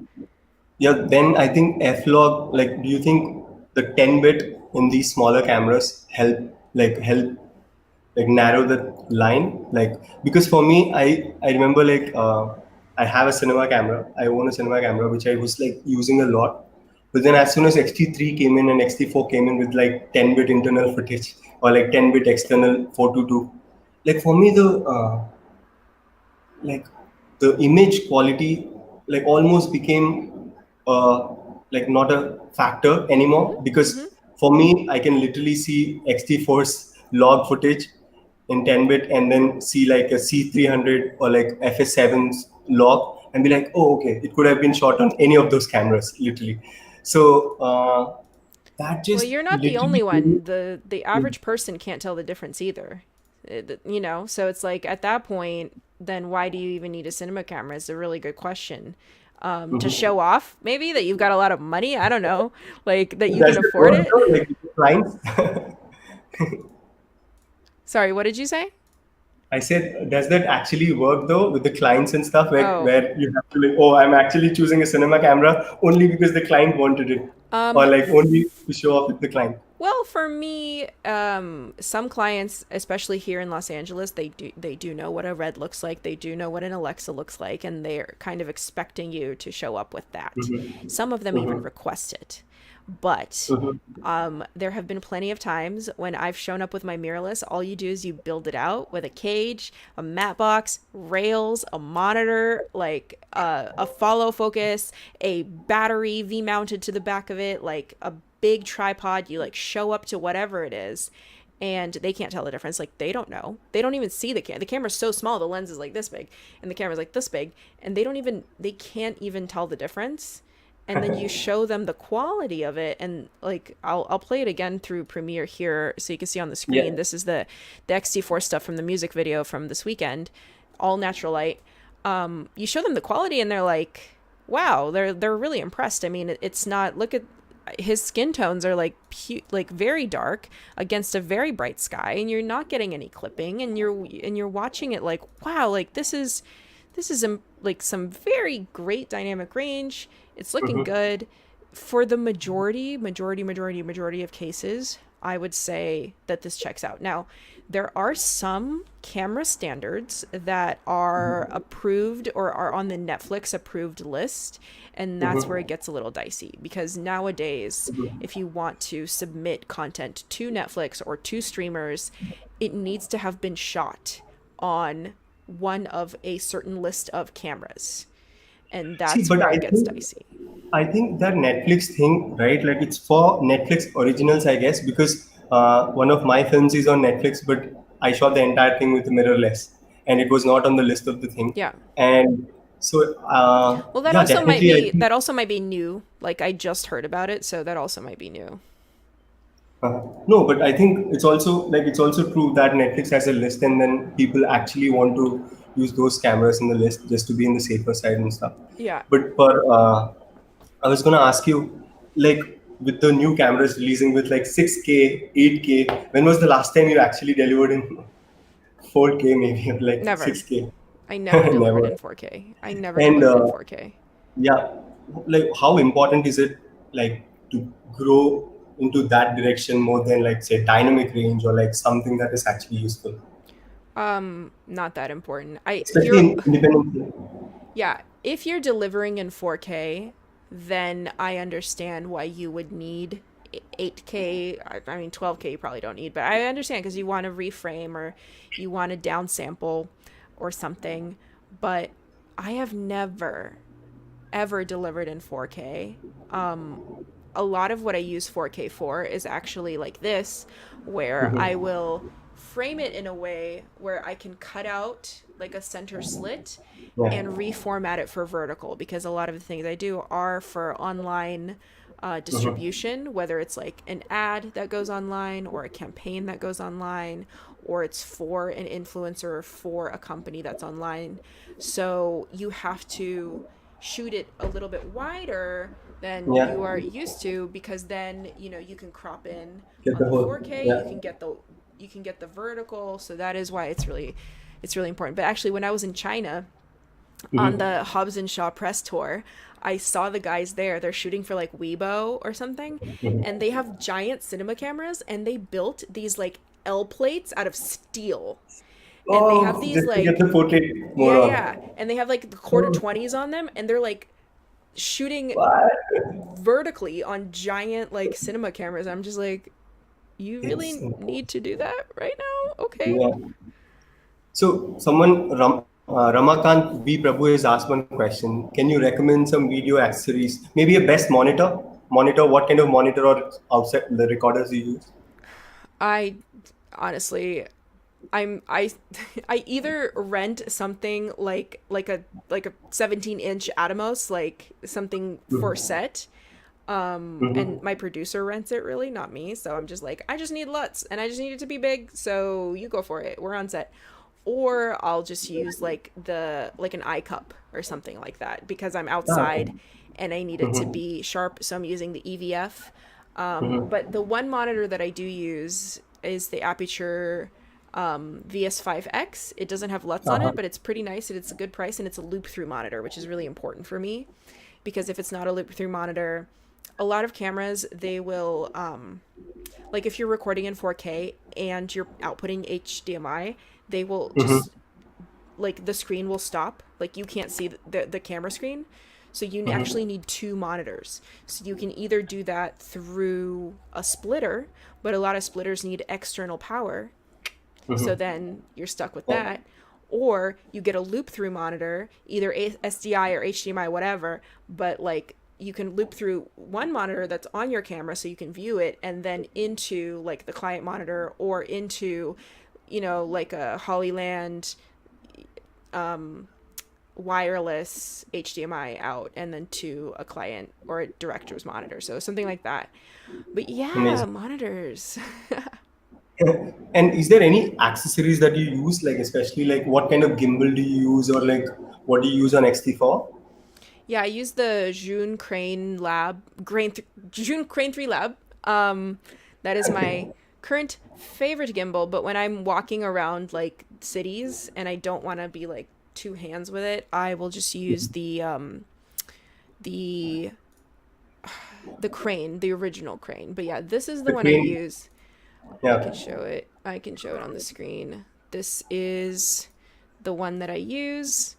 It's I'll just the go through a few questions and I'll ask. yeah. So yeah, go ahead. Ask away. Yeah, one second. Oh, I actually had a really interesting question. So you also do photography, right? You Yes. also do cinematography. I Yes. want, like, because see, honestly, I actually started my career like initial first 4 years I was a photographer, and because my camera had a video in it, I started shooting videos and then got into cinematography and stuff. So, but I still do photography. I'm actually curating my first photo book, actually second photo book. So I'm actually working on it. And I see your Instagram and I see your work. You shoot a lot of photography as well. So Yes. how is it different, or like, do you think the lines have blurred again for like photographers and cinematographers, or what is it like? It's a different. I consider photography my hobby more than anything. So right now on the screen, I'm pulling up some of my photography so you can take a look at it. But yeah, I consider photography a hobby that I enjoy. I really, really enjoy like out outer worldly, kind of very elaborate photo shoots. And so far, I have not been paid to actually do an elaborate photo shoot. So far, every photography thing that I've been paid for has been like headshots or corporate shots, but I'm just really into like weird stuff. So hopefully, in the next year or so, I can actually fulfill my dreams of just being a weirdo with my photography, because I do really love it so much. Okay, so I'm gonna ask like a couple of questions. See, you have so much experience, Valentina. You have seen everything inside out. Like you learned so much. You have seen pressures. You have seen everything. But on the day of the shoot, when you're actually right in front, like right behind the camera, and then everything is set, like what are the few things that comes to your mind? Like what is that thing that like what is that tip that you can give to the audience today where, oh, these are the things like that actually matters for the day on that day to shoot? Like give like two tips, only two tips. Okay, 2 tips. Okay. I have a slide for that. Number 1 tip is Yeah. be prepared. Be prepared, be prepared, be prepared. So I always feel so much more comfortable if I know exactly what equipment I have, exactly what I'm going to do with it. So I do something like this where I have a giant list of every single thing I'm going to bring, every single thing I'm going to pack. And it just makes me feel so good to know that I'm prepared and that I can handle whatever the day is going to bring at me. And the second thing that I just want to say is stuff will go wrong. Like, it will for sure go wrong. Absolutely. You can't control it. So the important thing is to be flexible and to not panic. And if you tell yourself that that is what you're going to do, then that is what you're going to do.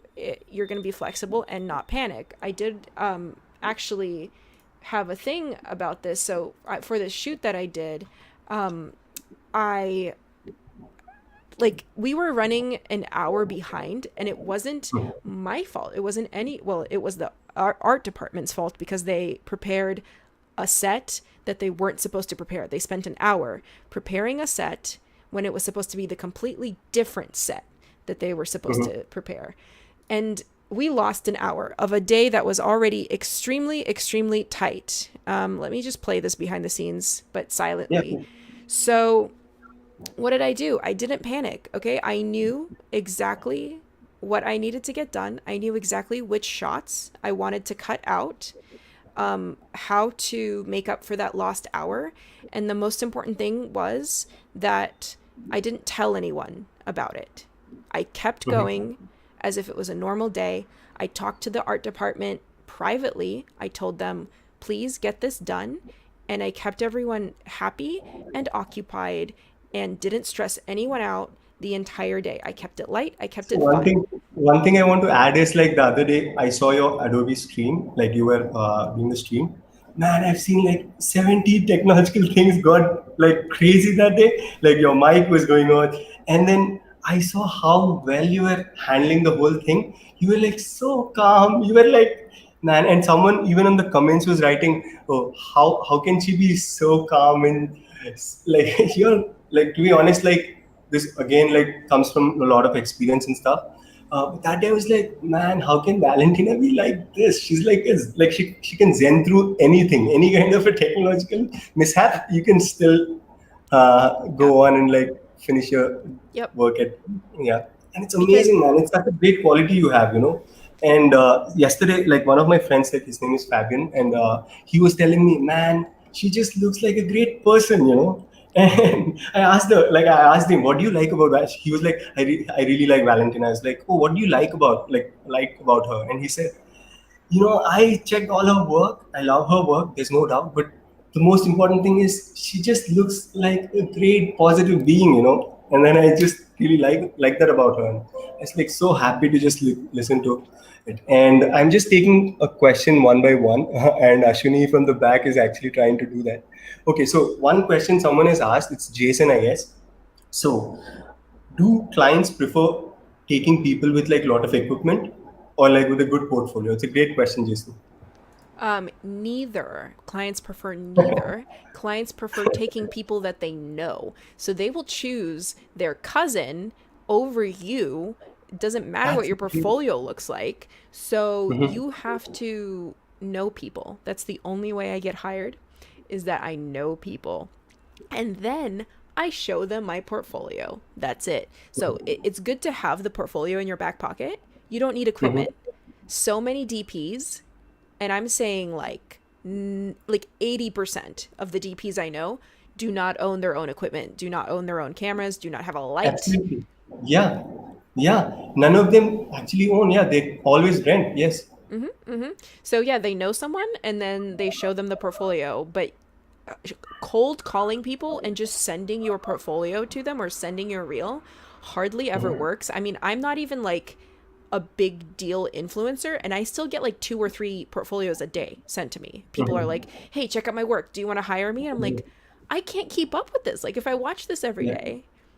So you're saying it's the connections, like let me, Well, it's the connections or it's the kind of uh, collaborations you've done before and how much in access you are and like all that yeah, more than just it's like building put. Yeah. Okay. and it doesn't have to be in person is the thing. If you're somewhere where there is no film industry, it can be on Twitter, it can be on Instagram.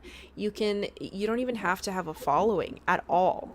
You can just communicate with the people that you want to follow or emulate. You have no idea, and I'm sure Aditya, you can relate to this. When you see a very well thought out comment, when you see a commenter that's like, "Oh, I really loved the way that you transitioned from the past to the present using the vortex effect." That was like when you see that comment, you are going to go and check out that person's profile. You're going to be like, "Oh, who is this person?" Because they are very insightful, right? So it Very doesn't interesting. matter. Like, as long as you have good work on your profile and you're nice to people, they will care. And that's one way that you can market yourself. I'm not like saying this to be like, haha, this is how you market yourself. Yes, this is how you win. But it's like, just be nice to people. Very interesting. It's a very interesting thing I've never thought of. Oh, also, so one thing I want to also add to that is like when I initially started my YouTube channel, right? I literally had like 100 people or 200 people subscribing, but I still kept throwing stuff. I kept doing things and just Right. kept going. And then after a period of time, there were like this 20-25 videos where like it was actually acting like a link which I sent to people like who want to check my work out, and then that used to get me work and people used to like slowly, so the whole community built over a period of time. And I also think it's a lot of patience, right? Like obviously you did not become Valentina V in like 1 year, 2 years, right? It took so many years for you to get where you are, right? So this is something that people just like once in a while come to me and ask me, oh, I want to be a cinematographer. like, it's a long game, man. You need to invest 7-8 years at least to just go do like top line work. It takes time, and at the same time, today's time, right? Like I've seen people doing like amazing stuff, and they put up things online, put up things on Instagram, and they're so good, right? Like you said, man, using social media nowadays is such an important thing, right? It's actually really important to know. Someone asked, Arun Babu has asked, Arun Babu sir is from Fujifilm. He's asking, Valentina, when and why was the major reason you shifted to Fujifilm? Give 3 reasons at least. It's actually Arun Babu sir from Fujifilm India. He's actually asking you this question. What was the reason why you switched to Fujifilm and when was it? So to answer your question, first of all, I'm camera agnostic. Okay. So I use Fujifilm, but I use cinema cameras. I use everything, right? Fujifilm came along last year when I was shooting Moments in Time with Elia Cardi, specifically because I needed 3 cameras. I needed them to be small and compact for travel. So 3 cameras, for the price, you need there's no beating Fujifilm, right? For the price, 3 cameras, small, compact for travel, that have a great set of lenses, that have autofocus, that have 4K 60. That was the key. 4K 60 and 120 frames per second in 1080. There were 7 reasons already, so I think Arun should be really, really happy about it. Great. So yeah, good man. So what different, like, what does it, like, what, see, obviously, because we are on Fujifilm platform, we can keep talking about it. But I want to actually genuinely ask you as a friend, like, what does it, like, what is one difference that you think, like, oh, it actually stands apart from, like, other cameras? If there's, like, one you need to pick. I think that Fujifilm's ease of use is very, very easily wins out over any other camera brand or company. Like the way that not only are the physical buttons located so like at your fingertips, you can switch any part of the exposure right away. Like, say I want a little bit less ISO, or I want to bump my ISO a little bit. It's very easy to do right there. But also, I would say the quick menu where you can put in like your quick selections, and you can switch really quickly between 4K 60 and 120 at 1080. Very, very, very intuitive, very simple, very easy, perfect for me. Because when I'm running and gunning, like I need it to be under my fingertips. Sometimes, I'm shooting the thing and I'm changing the exposure at the same time, and I'm not even looking at the menu. I'm just using the buttons like it's a touch thing. So Pixel Village, hello sir. So he's a very important person in Fujifilm India. He actually he said hi to you first, and he asked which camera are you using as a webcam. I'm using the world's fanciest webcam, the Fujifilm X-T4 as my webcam. Yeah, and Ashwini actually changed the picture profile to how he needed actually before the shoot went on. Okay. So one more question. Like there is this person who is asking this for 7-8 times. Windows or Mac for a beginner for video editing? Windows or Mac? I think it depends on if it's a laptop or a desktop. For a laptop, I would say Mac. For desktop, I would say PC. Okay. So that answers your question, Mr. So it's actually it's Ramkant Prabhu, I guess. Which model he's asking, if you can actually suggest. Yeah, for a laptop, I would do the MacBook Pro with at least 32 gigabytes of RAM. It doesn't matter so much what your hard drive space is, because mostly you're going to edit off of externals anyway. So try to keep all of your media on externals for sure. Cool. Thank you. Thanks a lot, Valentina. One more question I'm taking. 1 second. Okay, everyone is asking this question, like it's been a repetitive question now. So XT3 without stabilization, is it good enough for video? I actually shot last 2 years just with XT3. Like I shot handheld, I shot on tripod, I shot on monopod. So what do you think of XT3 for like people now who don't want to get an XT4 because of the price? What do you think? Well, I love the XT3. I've been shooting with the XT3 for over a year now, and I can pull up we can watch the trailer for the show that I made, and you can see this was all shot with an XT3, and it looks amazing. So let's just pull that up real quick. So is the lack of IBIS going to be a little problem? Or we were stabilized. It wasn't a huge problem. I definitely missed the IBIS though. Let me tell you, when I got IBIS, it was a game changer for sure. Once you switch, it's always difficult to go back. That's the thing. But we were able to shoot it. So here, let me maybe we can wrap on this trailer that people can take a look at what the XT3 can do. Yeah. Will actually you're going to show something?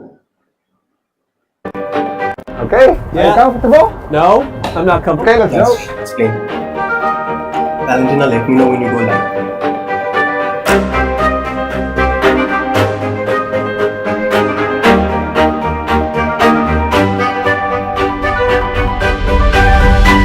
I've always shared my photos with the world. Now, I also want to share everything in between. The travel, the people, the food, the experiences. These are the true stories behind each moment in time.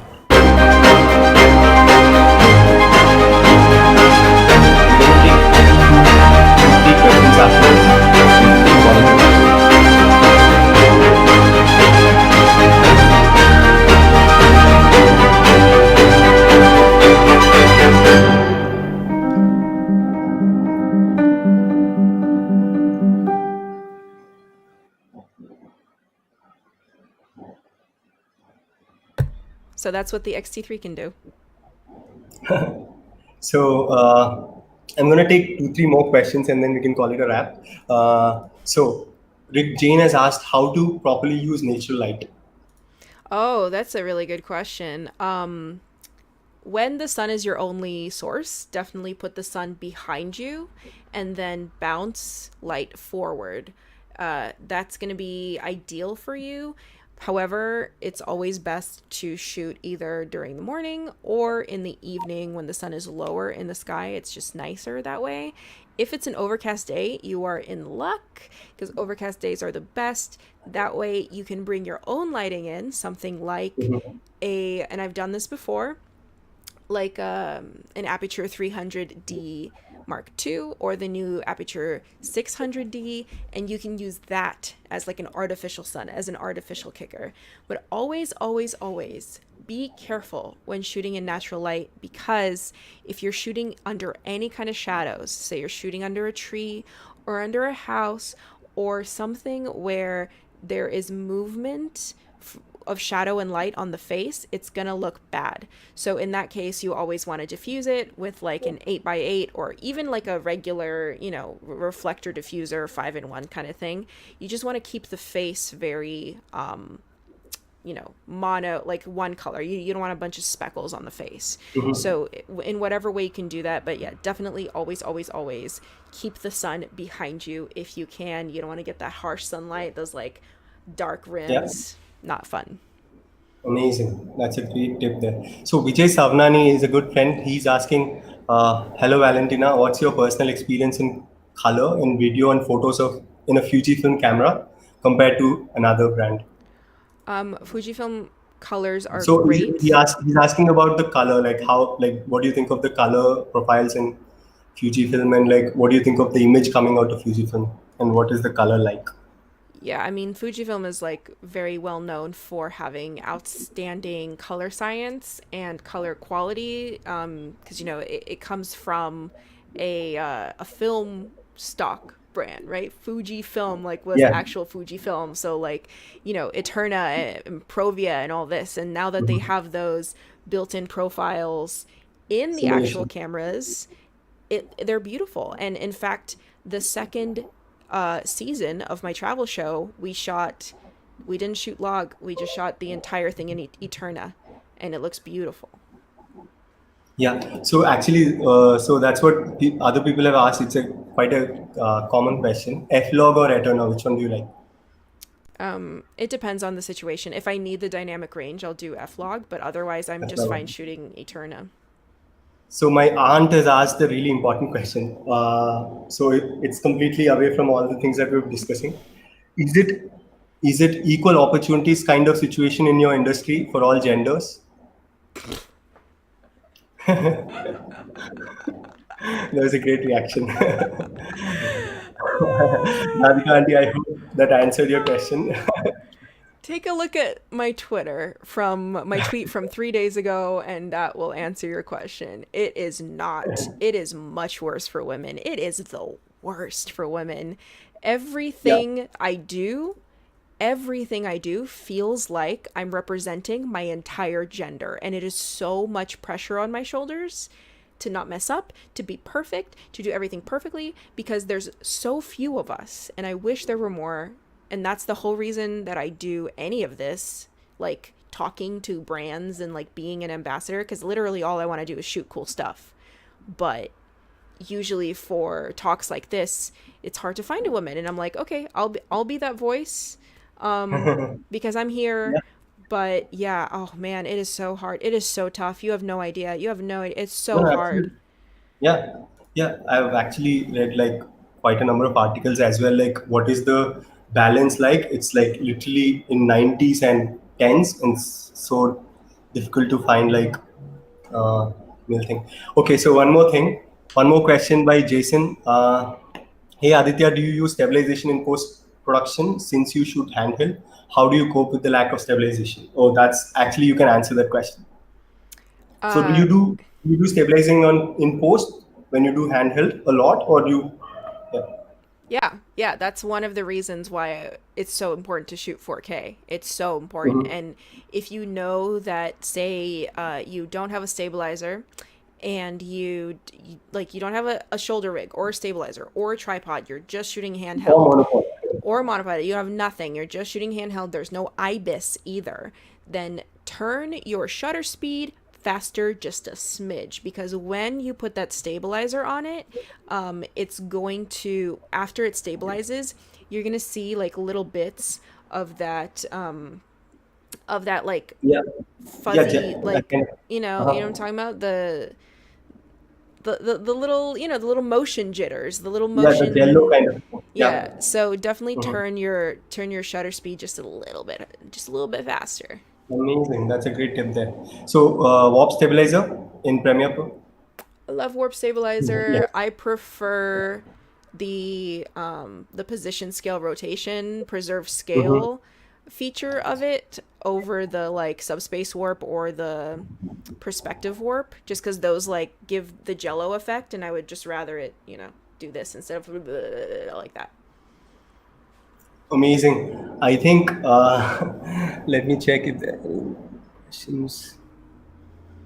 Okay, so someone's asking about like using sites like Epidemic Sound and stuff for beginners, especially for getting music and stuff.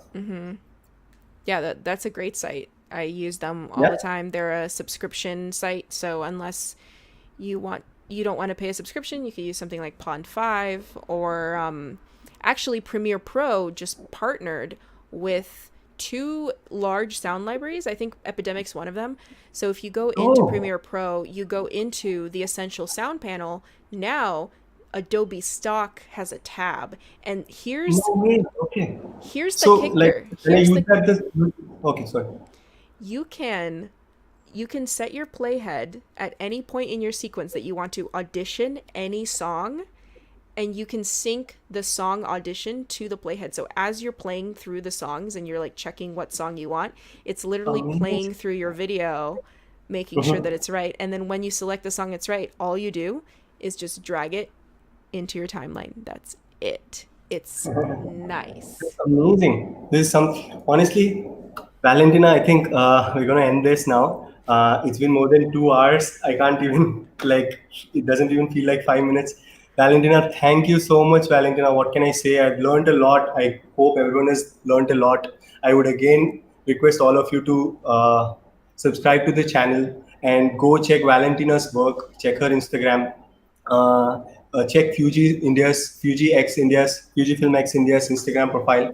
I'm really really happy to have done this, Valentina. Thanks a lot for your time, and Fujifilm X India. Thanks a lot for organizing this. These are the very important reasons why I'm with Fujifilm, because this helps hundreds and hundreds of people out there. And Ashwini San, thanks for always being there. Arun Babu sir, thank you so much. And of course, all of you who have joined, thanks a lot. I'll let Valentina to have a closing say, and then she can close the live. See you, Valentina. Take care. Thank you so much, everybody. I hope that you learned something new. And yeah, be sure to subscribe to the Fujifilm India channel. Bye.